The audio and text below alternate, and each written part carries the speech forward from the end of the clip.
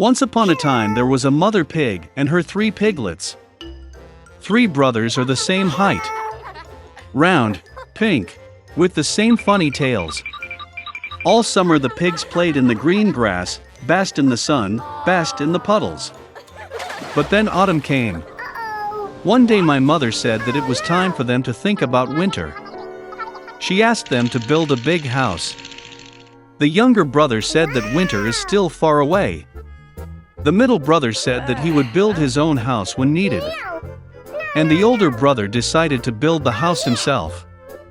The younger and middle brothers did nothing but play their games. It got colder and colder every day. The younger brother decided to build a house out of straw. The middle brother thought it would be very cold in the thatched house in winter.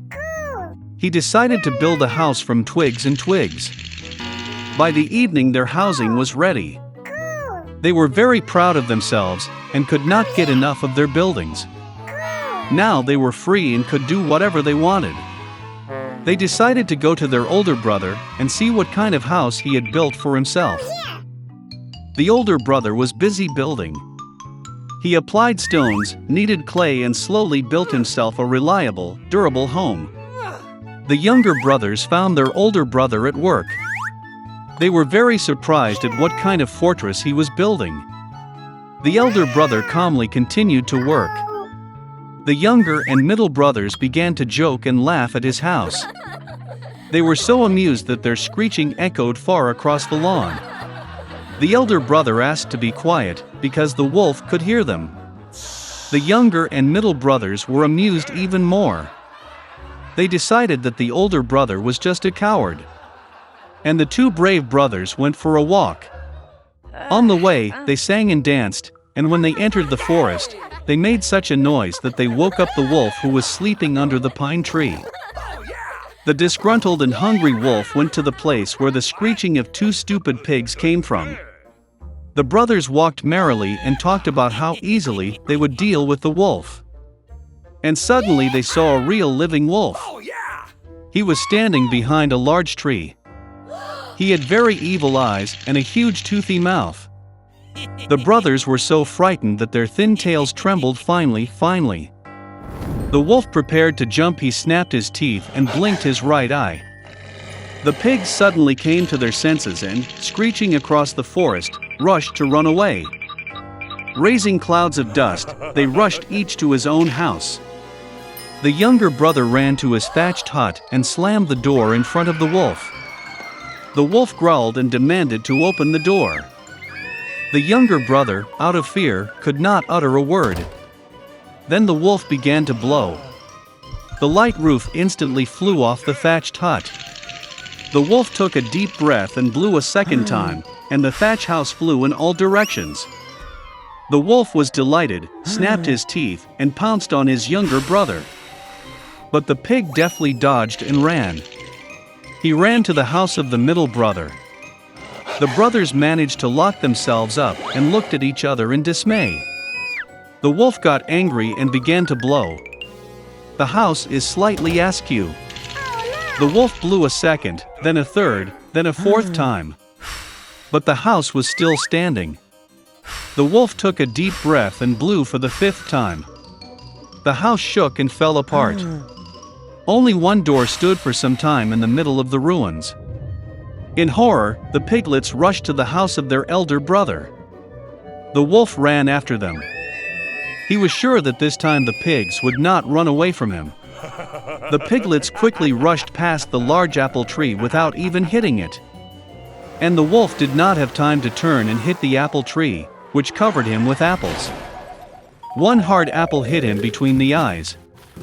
A big bump jumped on the wolf's forehead. At this time, the younger and middle brothers managed to run into the house of the older brother and bolt the door.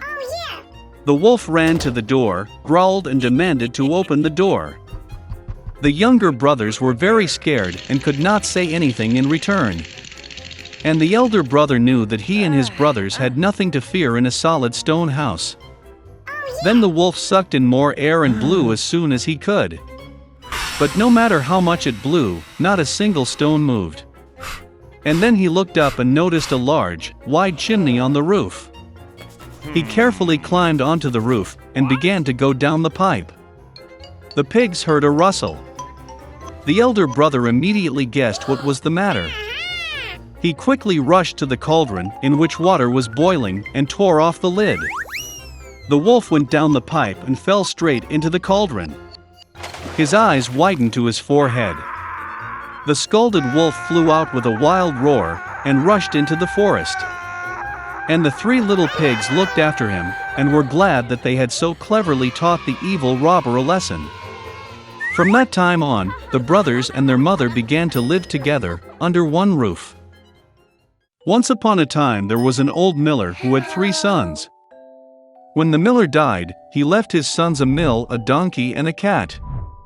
The eldest got the mill, the middle got the donkey, and the youngest had to take the cat. The older brothers laughed at him, but the cat promised that he would make his younger brother rich if he gave him a pair of boots and a bag.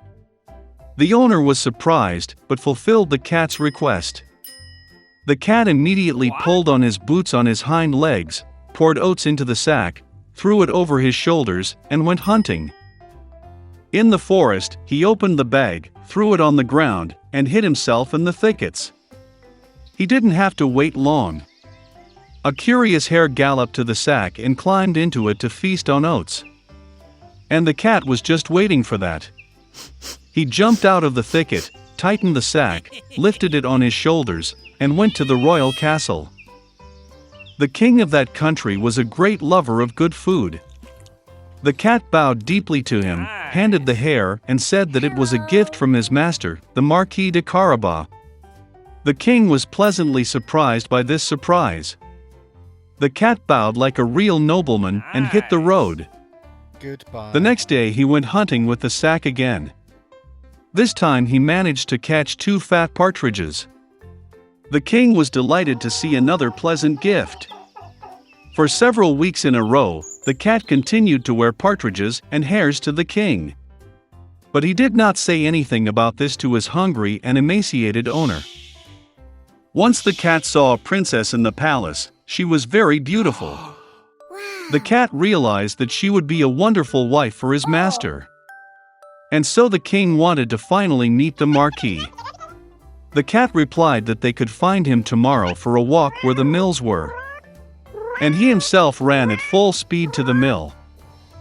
Seeing the owner, the cat said that tomorrow he will need to swim in the river, and then his life will change. The next morning, as soon as he got into the water, the cat grabbed his clothes and hid them in the bushes. At that moment the royal carriage appeared on the road. The cat jumped out onto the road and shouted at the top of his lungs, "Save me! Help!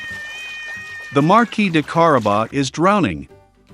Hearing this, the king ordered to pull the Marquis out of the water. The miller's son got very frightened when 2 guards began to drag him out of the river where he was basking in warm water. The king ordered to bring him his silk attire.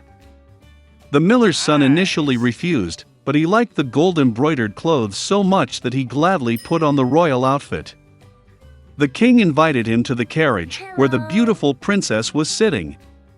The miller's son was dumbfounded, but without further ado got into the carriage. A minute later, the carriage rolled on through the fields and meadows that belonged to the giant cannibal who lived in a huge castle. The cat wasted no time, and what was the spirit rushed ahead of the carriage towards the meadow, where the reapers were working in the sweat of their brow. He asked them to say that these fields belonged to the Marquis de Carabas, otherwise the evil cannibal will eat them.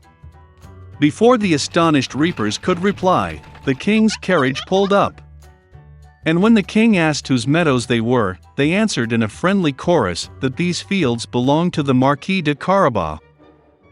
Meanwhile, the cat went straight to the man-eater's castle. With feline dexterity, he jumped over the stone wall and made his way into the castle. The cannibal was sitting at a large table laden with various dishes.